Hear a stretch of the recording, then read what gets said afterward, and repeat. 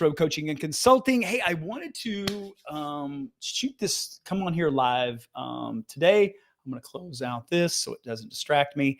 And I wanted to kind of share just a thought around the National Association of REALTORS settlement. Now, I'm not going to get into that. And so if you're not familiar, if you're not and this will pertain to you, even if you're not a real estate agent, a realtor, if you are a local service provider, I'm going to share a lesson that I've learned out of following this. And so just a backstory in this. I've been a realtor for since 2005. 9 years. 16 of that sold 3 years ago, and now I have my coaching and consists. And this has been, it's been interesting as following, this is because I do coach and train, real estate agents, mortgage, insurance, financial services, right? Service-based providers. And, seeing this settlement, and I'm in several different kind of Facebook groups, and now because this is going to now come to fruition, going to be in next, I think in August, it keeps kind of getting moved. But the point I want to make, and why I've decided to do this video today, is really to understand the lesson learned out of this, and just to kind of give you the 30,000 foot overview. I'm not going to go into the details of it, because if you want to know more about it, just Google the NAR settlement, and you'll find more information than you probably want. But the issue of it is that it's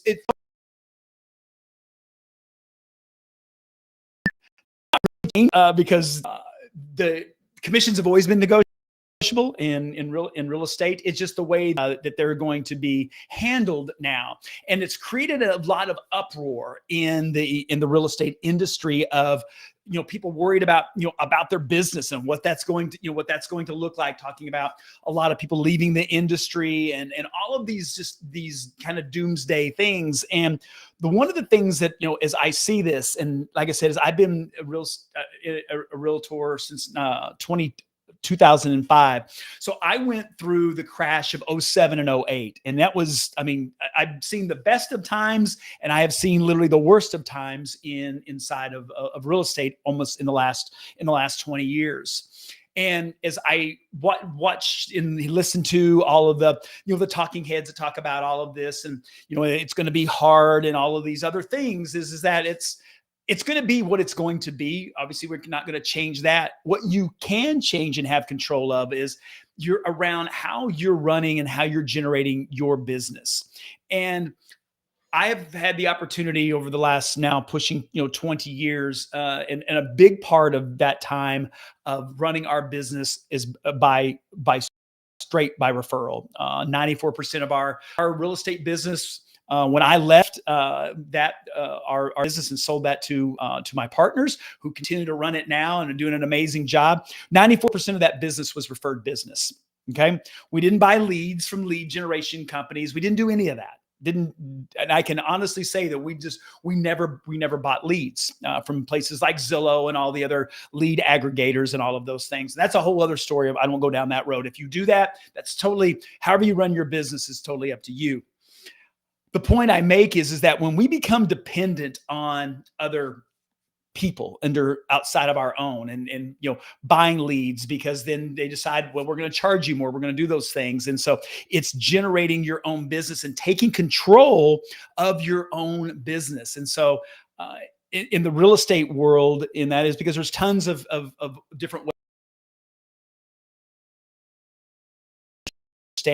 Believe that no greater time than right now is people now, the importance of having a database of people that are, and this will pertain to basically to real estate and what I'm going to talk about, but the overall thing that I'm going to share with you around the database, this works, I don't care what service-based business that you're in, is relying on your database and building that database, communicating with that database. I believe that at no greater time than this.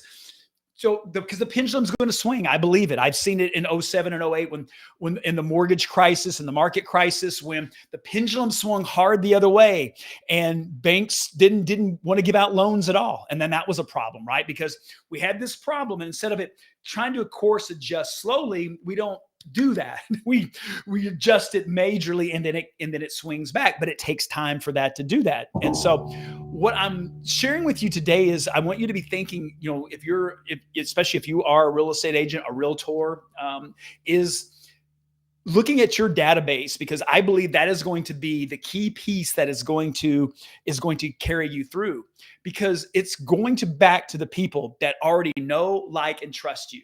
Okay. And when I'm talking about a database of people, I'm not talking about a mailing list of leads or people that you've bought. I'm talking about people that you've done business with. Okay. You're currently doing business with, your sphere of influence, your network, those people, having all of those people inside of your database, because your database is the lifeblood of your business. I 100% believe that. Now, a lot of agents don't take full, I guess, advantage of that. And because I've seen it, because I've coached it, I know what that looks like, is that they have them in there, but there's no consistency to them, and being in conversation with them. And I don't mean being in conversation when, oh, hey, who do you know that's thinking about buying, selling, or investing in real estate, right? And that could work. But what I'm talking about is building a database and then communicating with that, bringing value, solving problems for people, right? Being an asset in their life outside of real estate. And I know inside of our business, and I'll give you an example of this during COVID at that time. So our real estate business was in Champaign, Illinois. It still is. I just don't own any of it any longer. Is that when COVID hit, it was like, okay, now what? Right? If you all remember back to that part of it.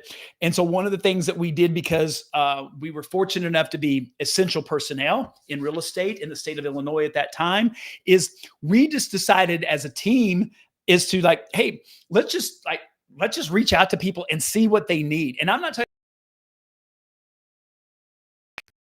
people is like, hey, what do you need help with? It's, sometimes it's just having a conversation with someone, or it's like they're not able to get out or to go pick up something they needed, and so we started doing these things and just reaching out to people, right? Through relationships, not talking at all about real estate. Because at that point in time, we couldn't even, to be honest with you, really even show houses. There wasn't even a protocol for that at that point in time. But what we did is that we went back to that database and built those relationships. And then when things started to open up, and then having those conversations, then it changed it. The same thing that happened in 07 and 08 in the market crash, when we literally thought that the phones had been turned off because it was like no one was calling. And what carried us through that period of time, because it was winter. It was a long winter, those couple of years in the real estate. But what we did is we just doubled down. We added people to our database. We brought value to them, right? And stayed in contact with them. So that when there was an opportunity that they knew someone, a friend, a family member, a colleague that was needing help in real estate, we were top of mind for them. And this is what I want to share with you as we roll into this new frontier, if you will. And yes, the pendulum will swing hard initially. More than likely, it will land somewhere back when people realize that this whole thing isn't helping the consumer, not just my opinion, of it. But I just want to talk about, as an agent of really looking at that, doubling down on your database. And if you have not been doing a great job of connecting with your people, now is the time to do that. And it's as simple as, is sending out correspondence just saying, hey, I haven't done a great job with staying in contact with you. And I want to start doing that. And then truly doing that from a place of caring, not caring about yourself and your business. And there's nothing wrong with that. But the issue is that so many times we lose sight of like, oh, these people, we're going to them and we're just going to, we're going to keep asking or badgering them about, hey, who do you know? Who do you know? And people are going to unsubscribe, and they're going to put you a restraining order on you. And that isn't the way to do. I want you to do business, because I don't believe that's the way that it's going to work long term. And so doubling down on your database. How does this pertain to you if you're listening to me, watching me now, and you're not a realtor, a real estate agent, right? Well, here it's the same thing. If you're a service-based provider, whether you're in insurance and mortgage, financial services, to be anything, it really, I don't care. You could be roofing, you could be HVAC. It really doesn't matter. This is where the whole point of, as we have someone that has ever done business with us, to because we've acquired that, we've paid something for them to initially to get them, more than likely.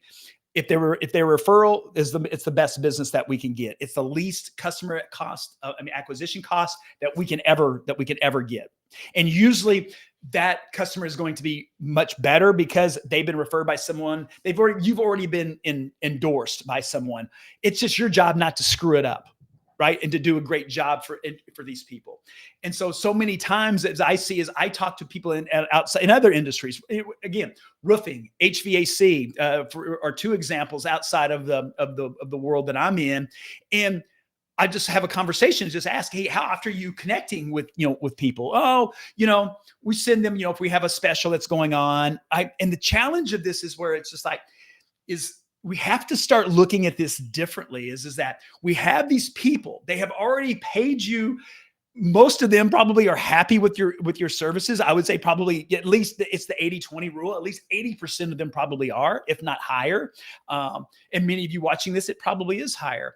And so using those people as ways to leverage your lead generation activities is to reach out to them. And again, not asking them all the time, but it's like helping them to solve a problem. And for an example of this is that in our real estate business, at the time we had probably 30 to 35 different businesses of affiliates that we could connect people with. And if they needed a painter, if they needed someone in HVAC, if they a roofer or whatever the case may be, either myself or someone on our team had done business with them, and we could knew the level of what they would do. And so it's little things like that. Is like, how are you helping people solve a problem?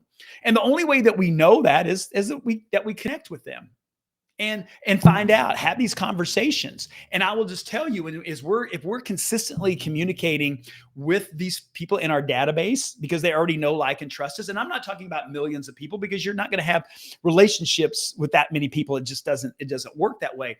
That's why you want to make sure that your database is categorized in a way where you're like, okay, because everyone in there, you should either fall into three categories, right?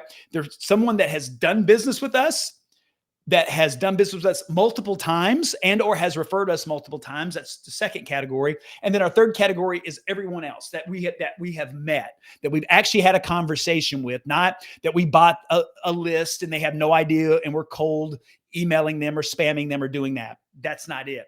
And so that becomes a relationship list of people that know us. So when the outreach comes and when I'm reaching out to someone, it isn't awkward in a sense of like going like, hey, Bill, I'm just reaching out. Hey, checking on you. How are things going? Anything? How's your summer going? Is there anything that's going on in your life that I could possibly help you with outside of insurance, right? Because they were already your current client. If you're in say a PNC insurance agent, but it's having those conversations. And there's what happens when we take the time to slow down and do that, is that 99% of the time, that person you're going to have a conversation with is going to ask you, they're going to go, hey, so what's going on in your world? I live in South Florida. Insurance is a big thing going on down here. Our insurance rates since the Hurricane Ian have some doubled, if not tripled. And so it's a hot topic. Hey, what's going on in the insurance? And so if I'm an insurance agent, it's an opportunity for me to have an ask. They've asked me about my business. Hey, here's what's going on. Hey, this is what we're finding. Hey, if you know somebody that maybe needs a second opinion on their insurance, hey, we've been able to obtain, whatever that is, right? Inside of that. But that's a way to us to have that conversation. And what happens is then now you become top of mind for that person for a period of time, not forever, but for at least you're going to pop up on the radar. And then that's when we, and then we can make an ask. It's like, hey, when you run across somebody that maybe that's just recently moved to the area or whatever, right? Whatever it is that you're looking for, a first-time home buyer, whatever the case may be. Hey, I'd love to be able to, answer any questions that they may have around this. It can be confusing, right? A lot of misinformation online. So That's the power inside of of this database is using this and building this, using it as almost, as a conveyor belt. Is like we should be adding people to it. And as we bring value to people, and either they're going to do business with us or they're going to refer us. And if we do that and we have a system behind it, we're generating our own business, our own leads. And this is what I love about like the database. And I've done it different ways. Early in my real estate business, I spent money on the gimmicky stuff, running, I will sell your house in 59 days, or I'll pay the mortgage until you do. I was one of the first ones in our area that did that. Did it get the phone to ring? It did. I didn't like it. I didn't like the way personally that it felt. Until I realized understanding like doing business by relationship, like really caring and taking care of people, because I think when you take care of people, they'll take care of, of you. And so that's where the piece of that, of the database becomes so important, because you own it. You control it. It's yours. You've built it. And so it isn't like Zillow or some other third-party lead seller coming to you and going, you know what? Now we want 40% of the transaction that you close of, one of these leads or pay or whatever. When it's my own, then it's my own effort that goes into that. And then I just know it's like, hey, I just need to be in front of more people, having more conversations, being a resource for people. Hey, if you were thinking about buying or selling real estate, or you had a friend or a family member that was, and they had a question, do you have somebody that you could ask questions of? No? I love to be that resource. I love answering questions about real estate, insurance, mortgage, doesn't matter.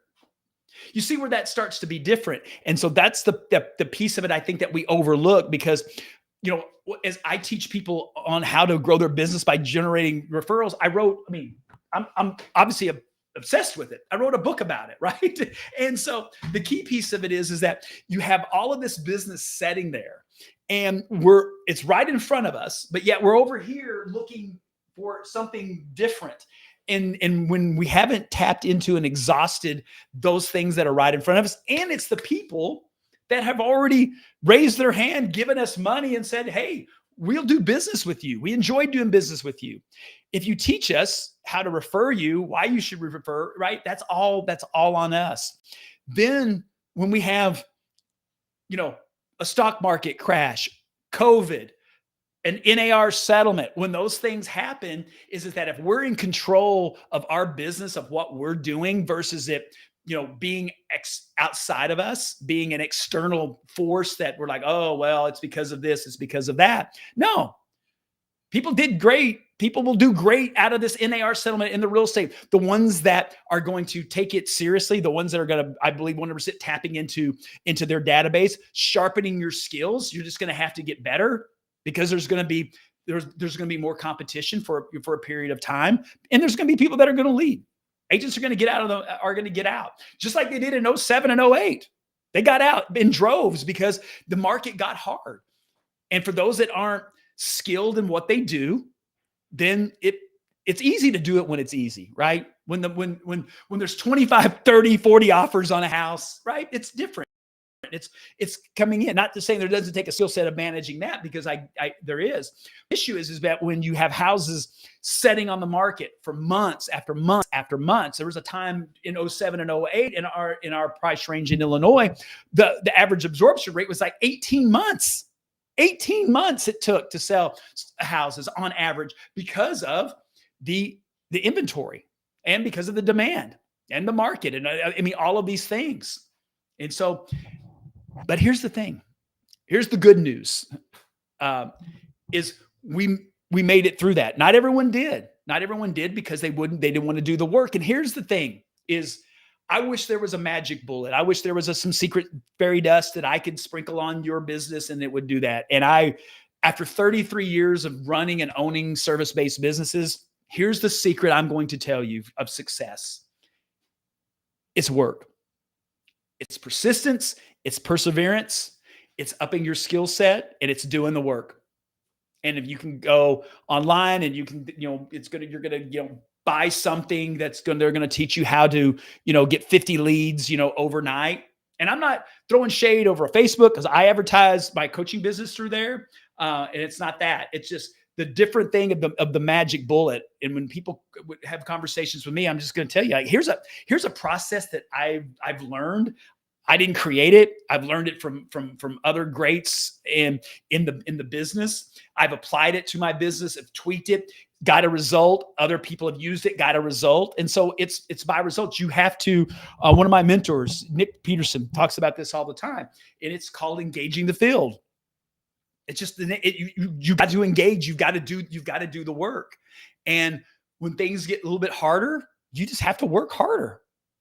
I mean, it's not rocket science. We're not splitting atoms here. And so I just wanted to share that with you today. Is I want you to be thinking, and if you're a realtor, if you're a real estate agent, what's the difference? And people ask me this all the time. If you're a realtor, you're a member of the National Association of Realtors. If you're not a member of the National Association of Realtors, then you're a real estate agent. Doesn't make it wrong or right. It's just that's the difference. So if you hear me say realtor, real estate agent, everyone's a real estate agent, but not everyone is a realtor. Let's put it that way. And so for all of my friends that are watching this, that are outside of the real estate world, so mortgage and financial services, insurance, all of that is looking at your database. Are you maximizing that to its most potential?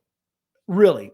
I mean, are you connecting with people at least a minimum of 36 times a year? And I know that you hear this, you're like, woo, that's too much. It's really not too much. Think about how often we're getting bombarded.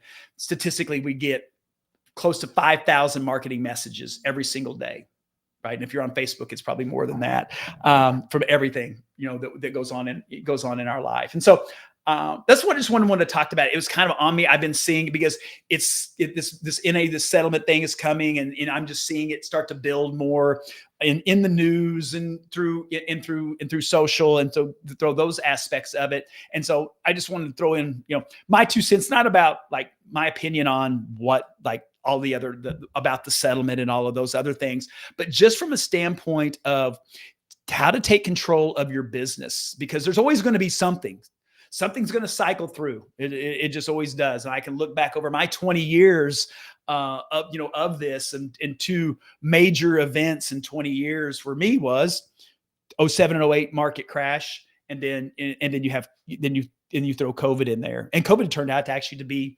and initially it didn't look that way, but from a business standpoint turned out to be, we had a great year and a half, out of that. But we continue to build our database, bring value to people, and to just wash and rinsed and repeated that over and over again. So that's what I wanted to share with you today. I hope that you find that helpful, just to kind of be thinking, a little bit differently, especially if you're an agent, real estate agent watching this right now, and you're kind of maybe feeling that, okay, that little bit of that angst, in it, is go to that, go there, start there, because so many times, because you're going to have companies that are going to try to start, like, selling more leads and try to create that. Then the same ones that they're going to sell to you, they're going to sell for leads. Control your lead generation. And you can do that through your database. I know it because I've done it. I've seen other people do it. They're doing it right now. And so if that's something that you have a question around, hey, I'm always open to I love talking about that piece of it, whether you're a real estate agent, your insurance, financial services, whatever that may look like, of how do you really tap into that database to start building to building a more consistent business. And a lot of times people go, well, referrals are not consistent. Referrals are usually not consistent is because the activity is not consistent. People with weight can say the same weight challenges. Yeah, my weight just up and down, man. I just can't seem to control it. Well, usually there's going to be a correlation to there. It's like my health, my eating habits, are those consistent? Because what I find is if we're doing these consistent things in our database, I'm reaching out to people, I'm having conversations, I'm adding people to my database. Rarely have I seen that people then just like going, it's really just so crazily inconsistent, even though I'm doing all these consistent things. It usually just doesn't add up at the end of the day. If you are being consistent, that's with anything in your life. So that's what I've got for you today. I hope that is helpful. if there's anything I can, like I said, that I can answer questions on around how to maximize your database, it's what I do. It's what I do every single day. Help people, service-based providers, maximize that part of it. So anyhow, have a great rest of your day, and I will see you guys on the next video.